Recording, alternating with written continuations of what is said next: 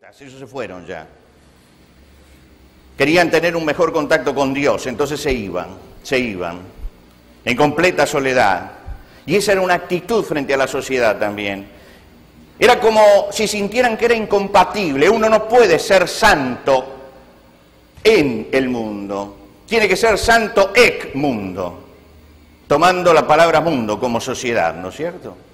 Uno para ser santo tiene que salir de la sociedad, tiene que irse. Era el mensaje que daban todos ellos, y yo no critico la comunión con Dios, pero creo que esos anacoretas, fíjese lo que significa anacoreta, fugitivos, retirados, los que se fueron, esos monjes, fíjese lo que significa la palabra monje, solitario, no cumplían con el propósito de Jesucristo, con ese propósito que Jesús esboza en la oración cuando dice, están en el mundo, los he enviado al mundo, no ruego que los quites del mundo.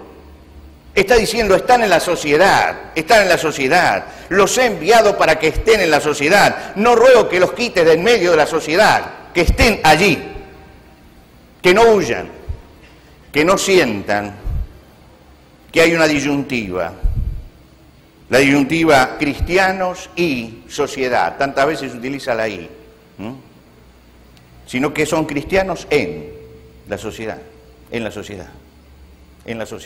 Estoy allí. ¿Qué hacer? Estar, ser presencia. ¿Qué hacer? Segundo, influenciar sin ser influenciados. Y acá entramos al punto más álgido, hermanos, el punto más álgido. Influenciar. La presencia en el mundo tiene problemas porque no solamente ejercemos influencia, sino que también recibimos influencia. Y el dilema que tenemos hoy es, ¿influenciamos o somos influenciados por la sociedad? Cuando uno entra a la sociedad, cuando vive dentro de la sociedad, se le produce una lucha, la lucha de influencias. Estoy en una sociedad trivial, superficial, hecha de rituales sincréticos, con hombres que no miran más que el presente, sin contenidos éticos y espirituales. Ahora, ¿qué es lo que tengo que hacer? Hay una lucha de influencias, o nosotros influenciamos en el mundo, o el mundo influencia en nosotros. Hay una dialéctica que no se puede evitar. Y el problema permanente de la Iglesia, históricamente, el problema permanente de la Iglesia en la historia es que la mayor parte de las veces se embebió como una esponja de la cultura en la que estaba y perdió su identidad. Esto es algo que pertenece a la historia y hay que volver a la historia. ¿Por qué? Porque en la cultura grecorromana, ni bien se abrió la puerta de la legalidad, aceptaron el sistema jerárquico del imperio, aceptaron la verticalidad del imperio.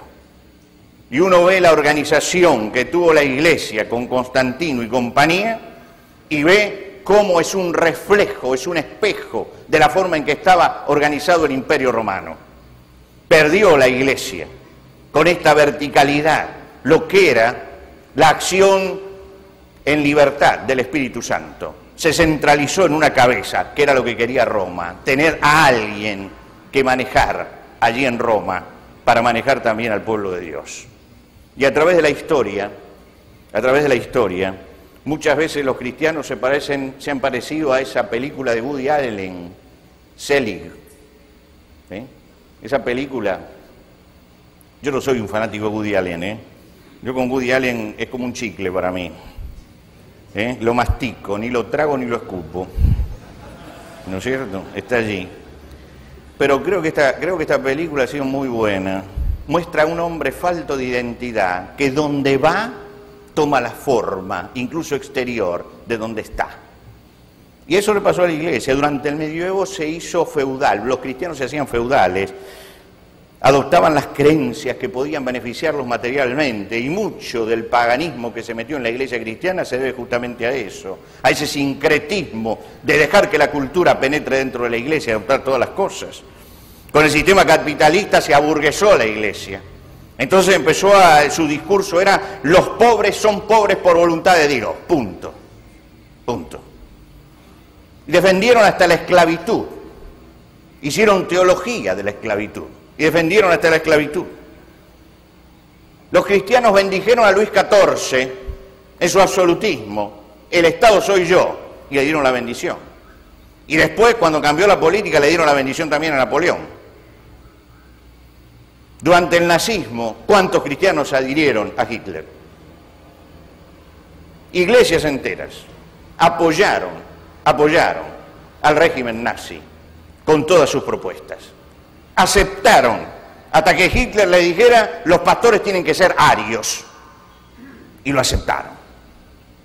Y este es un problema que tenemos en la historia. Esto que ha sucedido tiene que servirnos a nosotros. Estamos dentro de una cultura. La cultura quiere influenciar en nosotros. Y tenemos que pensar que el pueblo de Dios en la historia ha dado muestras de ser influenciable por las culturas. Y que las cargas que ha tenido la Iglesia y que le costó tanto sacarse de encima, fue justamente porque hubo tiempos en que se aceptó la influencia de la sociedad. Y lo que se aceptó en tiempo del Imperio Romano necesitó la reforma religiosa del siglo XVI con mucha fuerza y mucha sangre para poder revertirlo.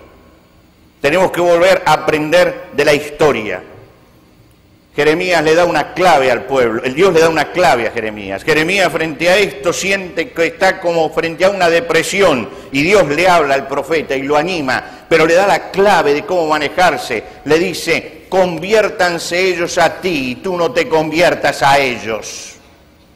Y creo que esto lo tenemos que poner, así como ponemos textos, ¿no es cierto?, en las paredes de nuestra casa. Creo que en cada iglesia tendríamos que poner hoy este texto en la entrada: conviértanse ellos a ti y tú no te conviertas a ellos. No te conviertas a ellos. ¿Por qué? Porque hoy está pasando algo parecido a lo que pasó en el pasado. Nombramiento de apóstoles, la verticalidad de Constantino, nuevamente, entre nosotros. En mi ciudad, la ciudad donde yo vivo, hay tres fraternidades pastorales. Se formó una, se pelearon, se formó la segunda, fraternidad pastoral número 2. Se pelearon, se formó la tercera. Esta es fraternidad apostólica. Somos más que los otros dos. ¿Se da cuenta? Volvemos a la verticalidad. Esta lucha por el poder. ¿Por qué? Porque en vez de ir a la palabra de Dios, estamos escuchando demasiado las voces que nos bajan de los países poderosos, imperialistas, que es donde se gestan estas teologías. Cuidado con esto. Esto no se gesta aquí en América Latina, esto se gesta en el norte y baja. Y no sería extraño que detrás de esto hubiera una intencionalidad política también. Cuidado con esto.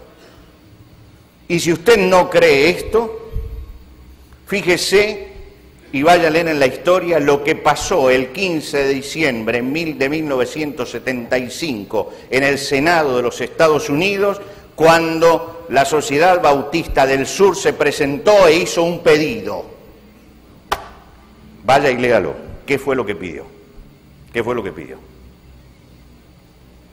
Y usted se va a dar cuenta que muchas veces hay intencionalidad política en muchas cosas que suceden en América Latina. Lo vemos allá, lo hacen allá, lo trasladamos acá. Y por eso, porque estamos copiando de lo que es la decadencia, es que estamos como estamos. Por eso es que tenemos apóstoles también, porque nos bajó la línea de que teníamos que tener apóstoles, y que sería interesante que en cada ciudad haya un cuerpo apostólico que maneje a todos los pastores.